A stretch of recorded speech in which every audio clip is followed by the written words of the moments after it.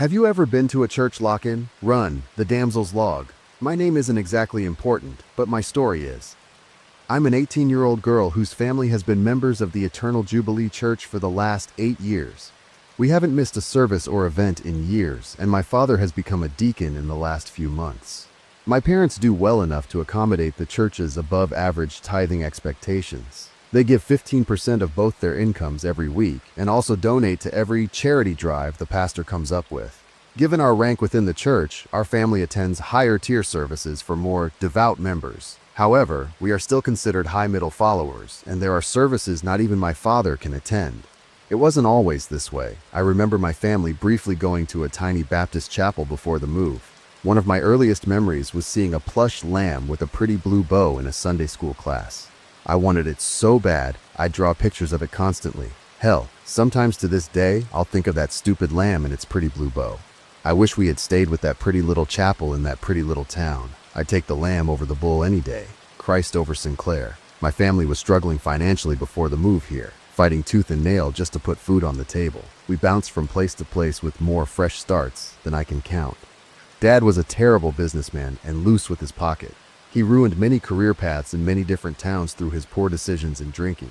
We even lived in his van for a month or two. Waking up to my father having a mental breakdown over the $5,000 in parking tickets has been forever burned into my mind. We were on our last legs before stumbling into this town. It was just as rough at first, until Dad came into contact with a strange man in a strange suit, a pastor by the name of Lysander Sinclair. This odd man took great interest in our family. He was like a cartoon character brought into our world, just so strange and brightly colored. A former rock star, you could tell Lysander never quite let go of the past. I've listened to his old music a few times, not a whole lot to write home about. His biggest hit song, The Crazy Chord of the Cobra King, only barely edged into the top 40 for a few weeks. Godspeed Street, Rebuilding Sodom, and The Ballad of Avery Kane are decent songs for what they are, but that was more of Rico St. Wild's and Randy Rain's talent. Though Lysander Sinclair has nothing positive to say about them. Say what you will about the pastor, but for the first time, our family began to thrive. Finally landing a well-paying position, Dad decided we would stay in this town. Our family was always spiritual, but not very religious. I suppose this is why my parents converted religion so quickly. The religion that is actually taught within the Eternal Jubilee isn't exactly Christianity, more like something hiding behind it. It has the facade of a Southern Baptist church, though this couldn't be further from the truth. The teachings of the Eternal Jubilee don't come from a Bible, and for that matter, you won't find one anywhere near the church. Lysander and his assistant pastors teach from the Gospel of Aaron, a lengthy garble of conflicting verses and strange stories, mostly kept vague, fluid, and ambiguous. The actual doctrine is surprisingly sleazy. I never personally understood any of it, but my family has never been more successful. I was always heavily involved with the youth ministry, and as I aged, it became expected of me to become one of the church's youth leaders. The youth pastors are somewhat of Lysander's personal pet projects, as his assistant pastors are some of his oldest associates who blew into town with him. Youthful, vain, and eager to please. The young apostles are disturbed men and women who have been guided by Lysander's hand. This rogues gallery consisted of Lane Vandross, Irene Cogdall, Anthony Pearson, Missy Fleming, Noah Lyman, Connie Underwood, and Damian Randalls.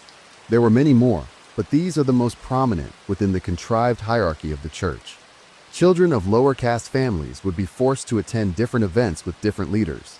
Overall, our youth ministry was led by Lane Vandross, an extremely volatile man and by far the most zealous of the lot. While not as manipulative as Irene or as snide as Noah, Lane was a powder keg of abrasiveness and intense devotion with a fragile ego as a perpetually lit fuse. All were desperate for Lysander's attention, though. None were as competitive as Lane Vandross. Though never directly stated, one can sense the deep-seated hatred and jealousy each held for one another. Maybe Lane could sense my hidden apathy toward the religion. His eyes would scan me up and down almost like he was trying to locate a threat. Out of all of them, Connie Underwood was the least high-strung. While the rest fought tooth and nail for any sign of the pastor's approval, Connie just seemed to have stumbled into the church one day. She was just kind of there, but Lysander adored her, much to the rest's ire. Not very bright, but beautiful, physically and emotionally. Connie was the only one I felt comfortable talking to. For all the years within the church, I would feel an occasional unease, but nothing like that night. A blessing and a curse. It opened eyes I didn't even know were shut. If you haven't heard of a youth lock-in, it's a relatively normal event held in churches. Usually kids spend the night at a church, play games, listen to a sermon or two, and try to pull an all-nighter. They sound fun in theory, but from experience they have a weird vibe. Me and the youth pastors were chaperoning such an event one night, locking ourselves and about 20 teens/preteens in the higher-tier youth building. Our youth building was huge and maze-like, consisting of a massive gymnasium, a parlor, a kitchen, 10 different classrooms, and other seemingly purposeless rooms. They went all out on our lock-in. We had music, tons of pizza, huge inflatable games, etc. Understandably, mixing teenage hormones with sugar, excitement, and exhaustion is a horrible combination. It was all going relatively well, until one of Lane's sermons. Lane, his hair stylized like a young Lysander's, droned on and on in what seemed more like a rant than a service.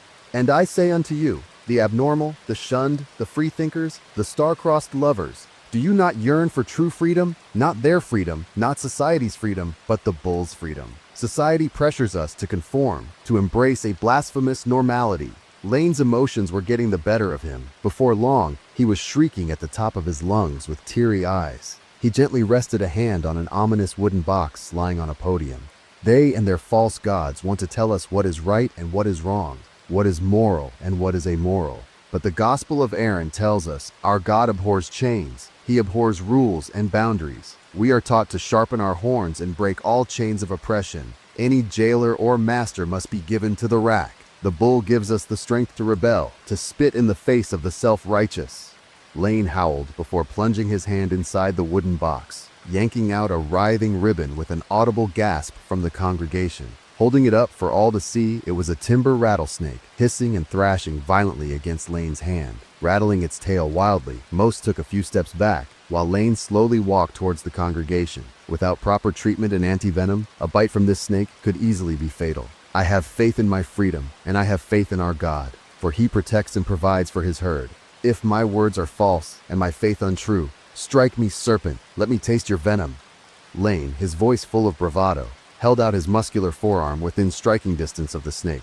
While the snake hissed and rattled, it refused to bite Lane's wrist.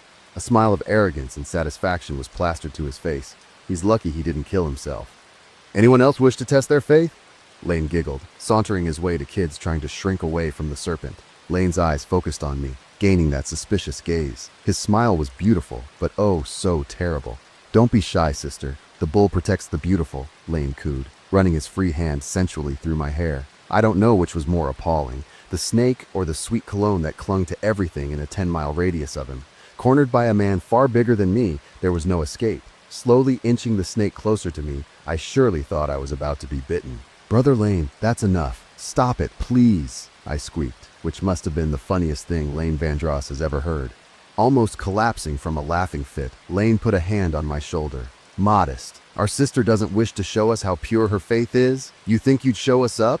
It's okay, sister. The bull loves the prideful. Modesty is a deadly flaw. Remember, instinct is law. Lane spat coldly before reaching the snake out to Connie Underwood's neck. With a quick strike, the youth leader fell to her knees in pain. Connie's bright blue eyes widened with the cold realization, gripping the bite mark on her neck. Connie was a tiny woman, blonde and pretty, but her face couldn't have looked more frail in that moment. Of course, the children were petrified, but they looked more terrified of Connie than they did of Lane. I don't really know what I would have done, but I instinctively pushed my way past Lane to help Connie, only to be halted by Irene. Her scowl and tacky eyeshadow made her look almost demonic. If there is no evil left in this world, that means Irene Cogdall is dead and buried. A raven-haired, buxom woman of screaming sensuality. She was the prettiest of us all, save for Lane, subtle, manipulative, and spiteful. Irene was far more dangerous than she seemed. She often played the dangerous game of trying to mold Lane's impulsiveness to her gain. This will lead to her demise one day. Trust me. She was unfaithful, sister. We needed to know, Irene said sweetly, her grip on my shoulder tightening with every syllable. Finally, I was getting tired of her voice. Brother Noah smirked in his usual scornful tone. Well, can't say that I'm surprised, Lane spat as he kneeled to Connie's level. When a sheep tries to run with the bulls, what do you think will happen? Did you really think Lysander wouldn't have tossed you aside eventually? False prophet? Sheep? I knew it all along. This is what happens to the unfaithful. Do you know what mistake you made? Yes, Brother Lane, she choked out a weak response. It's a shame, Connie. You really could have tended your soul's soil instead of just playing in the garden, Brother Anthony said, feigning sympathy. Brother Anthony, Brother Noah, help me take Miss Underwood out back. Brother Damien and the sisters. Make sure everyone is having fun. I don't want to see a frown when I get back. Lane chuckled, throwing the serpent to the ground. With one brutal stomp, Lane crushed the animal's head. I stuck mostly to myself after that, slowly bouncing from room to room without direction. Around 2 a.m., most kids gave up on the all-nighter. I doubt many could actually sleep after seeing tonight's incident, but many pretended to. Those who didn't give up stuck to themselves in groups of 3 or 4, quietly muttering between themselves. Any ounce of teenage rebellion was snuffed out, struck down by the rattlesnake strike. Lane and the rest were gone for several hours, coming back jittery and somehow more erratic. As the children stuck quietly in their spots, Lane called a private meeting between the chaperones in the parlor. I never quite knew what happened to Connie after that. They say she was taken to the hospital and simply excommunicated from the church for her apathy to the cause. You'd be a fool to trust any word coming out of Lane Vandross's mouth. Pastor Lysander has been informed about tonight's incident. The way a non-believer was able to rise up amongst us is concerning. He made it very clear that our congregation will not suffer another sheep in our midst, Lane said, focusing his gaze on Damien Randalls. Brother Damien was a newcomer, a lithe and athletic man who has quickly risen up in our ranks. Gaining Lysander's attention and confidence, Lane greatly despises Damien because of this. Curly-headed and eyes the color of oak, Brother Damien was especially popular within the congregation. Why are you staring at me, Brother Lane? I have proven my faith, time and time again, Damien muttered, quickly raising his guard to Lane's suspicion. Well, any stranger taken off the street will raise suspicion. You've only been with us for what, like a month or 2? Connie blew in from nowhere, rose up quickly, just like you. As far as I'm concerned, you're Connie with a cock. Or maybe it's the other way around, Lane hissed. You think I'm afraid of you, Vandross? Do you think any of us here actually respect you? The snake was a nice trick, but a simple animal doesn't decide the bull's will. Damn fool, Damien retorted, his voice seasoned by malice. Watch your tongue. Do you know who you're talking to? Lane growled in utter disgust and disbelief. The pastor grows bored of you. It's in his eyes. I can see it, they can see it, and you can see it. He's dumped you for a better model. Before long, you'll just be another no-name low tier. Damien laughed. Seething with vitriol, Lane flung himself at Damien with a vicious punch. Quickly darting to the side, Damien countered with a quick jab to Lane's jaw. Lane may have been far bigger and stronger, but none of his blows managed to connect. Faster, and with better form, Damien responded with quick strikes to every missed punch Lane threw.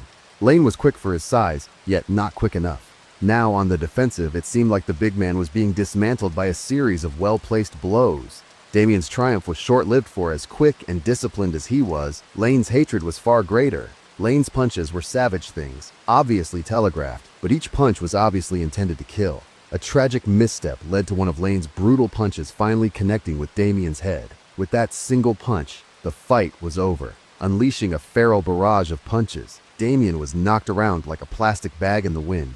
Grabbing Damien's hair, Lane then stomped on the back of his calf, before lackadaisically throwing his head to the ground. To Lane, it was far from over. Descending on the broken and beaten Damien, Lane continued to brutalize the young man. Over and over and over, the punches flew. "Goddamn liar!"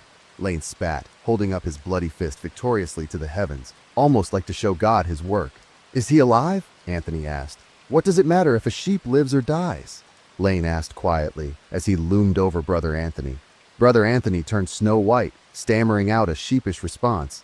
I was just curious. It's up to the bull now." Lane smirked, knowing damn well he almost made Anthony Pearson piss himself. "He's alive, barely, but alive. The pastor is not going to be happy with you breaking his brand new plaything, Brother Lane," Noah quipped. Lane's face darkened as he slowly approached Noah, putting a firm hand on his tiny shoulder. Noah Lyman never quite knew when to hold his tongue. A slender and effeminate man, Lane Vandross could snap him like dry wood. "I think you should stop talking for the rest of the night, Brother Noah. I don't want to hear a peep out of you until I can see sunlight." Noah slowly nodded as Lane patted him on the back. "They've always been aggressive, but nothing ever like this. I needed to get out of here. I needed to survive. These people are f***ing insane. I need to leave this town, find a nice little town with a nice little chapel." Pushing my way out of the parlor, I ran through the maze-like hallways, desperately looking for an unlocked exit. The fluorescent lights began to flicker before gaining an unnatural golden glow. Emitting a pleasant and warm sensation, my escape was then hindered by 1,000 thoughts of doubt. This is normal, they said. It had to be done, they said. Where would you go, they asked. This place gave you everything. Without the bull, you'd have nothing. The halls began to twist and stretch. Doors I've never seen before began to appear. Before long, I was lost in a building I've been in thousands of times. Closets contorted into new hallways and horned shadows danced on the walls. Where was I? Reaching a gilded door consumed in grapevines, I was frozen in my tracks by an all-consuming feeling of dread. I wasn't alone in these hallways. The door slowly creaked open on its own, revealing a mighty bull. Pale and hairless, it had a golden bow wrapped around its thickly muscled neck. Skewered upon its gilded horns, a lamb writhed and bleated in pain. Its blood flowed upward, staining the ceiling in a thick crimson. I tried to run, but fell drunkenly to my knees. My vision was blurred and my speech slurred. I was drunk by its presence. Golden grapevines began to viciously wrap around my body, killing all hopes of escape. 5 pale men or women, I couldn't exactly tell, appeared around the bull. Mighty gilded horns grew from their temples, and vines of gold wrapped around their supple bodies. "Bear witness!" they chanted, before plunging blades into the great hairless bull. As soon as their daggers made contact, I was back in the youth building. In some random closet, in fact. I was dazed and confused. Maybe it was some type of mental break due to the trauma. Well, that's what I thought, until I found the coin in my pocket. A shiny coin of gold, engraved with a group of naked people surrounding a bull. A bloody hand was gently placed on my shoulder. It was Lane. "Well, looks like someone had their first encounter with the muses. Maybe you have potential after all, sister. Pastor Lysander will be ecstatic," Lane uttered as his grip tightened on my shoulder. What are they?"